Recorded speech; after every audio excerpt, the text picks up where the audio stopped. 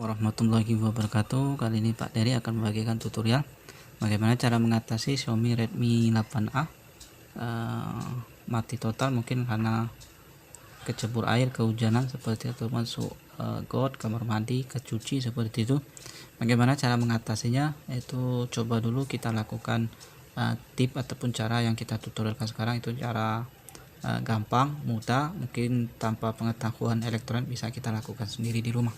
Jadi jangan nunggu lama-lama, pun kita hitungan jam langsung kita bongkar saja dulu, kita keringkan, kita bersihkan. Biasanya tanpa penggantian komponen, pun akan kembali normal kembali tanpa keluar biaya seperti itu, dan bisa kita kerjakan sendiri di rumah, baik siang ataupun malam hari bisa langsung kita kerjakan seperti itu. Yang penting alat utama kita punya obeng. Jadi sebelum himpun kita rusak, kita sudah harus siapkan obengnya, ataupun juga misalnya langsung beli saja di toko elektronik, toko listrik terdekat biasanya langsung ada seperti itu. Ataupun juga misalnya tidak ada, bisa kita coba cari obeng yang paling kecil saja, tak masalah. Biasanya obeng untuk biasa elektronik biasa, saya kira yang paling kecil bisa kita gunakan 1,5 ataupun 2,0 seperti itu. Langsung saja kita tutorialkan. Jadi yang pertama kita langsung bongkar, meskipun himpun kita masih hidup. Kalau misalnya tahu dia kecebur air, kehujanan, baiknya kita langsung bongkar, karena kalau air itu biasanya menyebabkan konslet. Jadi pertama ada kerusakan sedikit, lama-lama dia menjadi banyak kerusakan, ataupun juga misalnya tambah lama-lama mati total. Nah itu yang bikin repot. Jadi kalau misalnya sudah mati total, kita harus keluar biaya yang besar seperti itu. Ataupun juga misalnya LCD jadi rusak karena kelamaan masuk air akibat konslet di IC lampu ataupun di jalur lampunya. Ini sebelumnya kita lepas untuk sentrinya supaya kita bisa bongkar back covernya. Back cover kita gunakan ini saja, kita congkel di bagian yang biru dengan yang hitam perbatasan seperti ini. Nah ini, jadi tak masalah, karena ini tidak ada fingerprint, jadi aman. Setelah itu bisa kita gunakan ini. Jadi untuk di on off nya ini kita gunakan kuku saja. Kalau sudah 75% biasanya gampang kita bongkarnya. Nah, kita tarik seperti ini saja. Kalau kuku tak kuat bisa kita gunakan ini. Setelah selesai seperti ini, langsung kita bongkar di bagian depan, karena di bagian depannya ada baterai, jadi kita langsung lepas. Nah, kebetulan bautnya sudah kita lepas sebagian, jadi aman.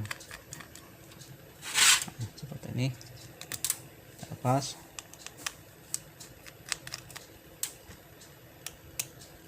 Menggunakan obeng yang 0,8 bukan 0, 1,5 ataupun 2,0 itu bisa. Ini sudah selesai, karena sudah ada sebagian, langsung saja kita congkel seperti ini. Nah, ini sudah selesai, kita lepas seperti ini. Jadi kalau misalnya kameranya ikut nempel, bisa kita lepas. Nah di sini ada banyak fleksibel, ada 3, 1, 2, 3. Yang paling tengah yang kecil ini adalah fleksibel baterai, kita lepas terlebih dahulu. Dan di sini ada penghubung ke bagian bawah, PCB bawah kita lepas. Kemudian di sini ada untuk LCD, bisa kita lepas. Kemudian bisa langsung kita angkat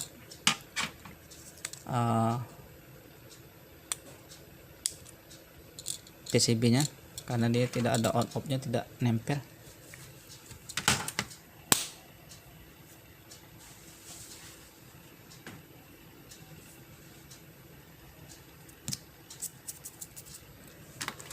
Kita congkel di sini. Ini baiknya kita lepas untuk kamera, misalnya kamera fleksibel, kamera kita lepas saja. Nah ini fleksibel kamera soketnya. Ini lem isolasi saja bisa kita lepas. Di sini kita bisa langsung angkat, karena ini bisa lihat PCB-nya. Nah ini nyangkut masih ada di antena, jadi kita lepas menggunakan karter di kuning supaya kuningnya tidak rusak, kemudian di soket PCB tidak terangkat.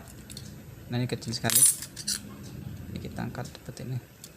Nah ini sudah lepas ini soketnya. Kalau ini yang rusak bisa kita ganti kabelnya, tapi kalau di sini yang rusaknya agak repot, maka sinyal tidak akan keluar ini soketnya ini. Jadi hati-hati kita gunakan karter seperti ini. Ini sudah kita lepas seperti ini. Kita fokus di PCB mesinnya. Ini kamera sudah kita lepas, kemudian kamera yang depan kita lepas juga soketnya. Ini seperti ini. Nah, sudah seperti ini. Untuk bagian di sini kalau dia kerendamnya Kalau kerendamnya cukup parah, biasanya di sini ada lubang nih. Nah, lubang ini bisa masuk air. Jadi kita harus panasi betul-betul, ataupun juga misalnya bisa kita congkel ini penutup mesinnya.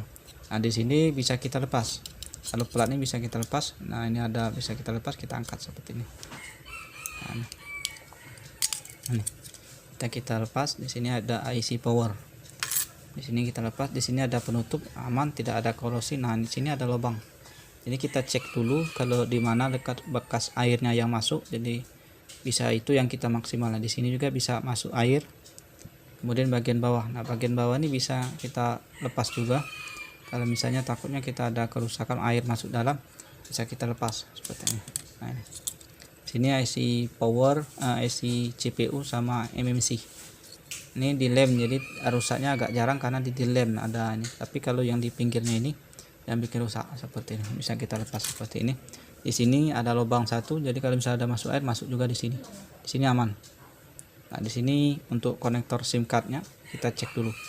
Nah, untuk tahap pertama kita cek dulu di mana yang soketnya yang rusak, yang ada bekas air, itu yang kita maksimalkan. Bisa kita cek di bagian sini. Biasanya di sini ada bekas korosinya, keputih-putihan itu biasanya korosi. Nah, itu yang kita cek. Nah, selanjutnya bisa kita keringkan, bisa menggunakan hair dryer ataupun juga misalnya setrika listrik, ataupun kita jemur ataupun taruh di panas, dikorein seperti itu, dengan alasan supaya dia air itu langsung menguap seperti itu. Setelah kering 3 kali proses, kita sikat menggunakan plastik yang kering seperti ini. Itu untuk caranya seperti itu. Bisa kita ulangi sampai 3 kali. Kita keringkan, kita taruh di setrika listrik yang panas seperti itu, supaya dia airnya cepat menguap hingga himpun, tidak langsung konslet. Nah, itu biasanya pengalaman kita tidak disarankan apabila kita cuci menggunakan thinner ataupun bensin, maka dia menjadi rusaknya lebih parah seperti itu. Baiknya kita langsung keringkan saja seperti itu.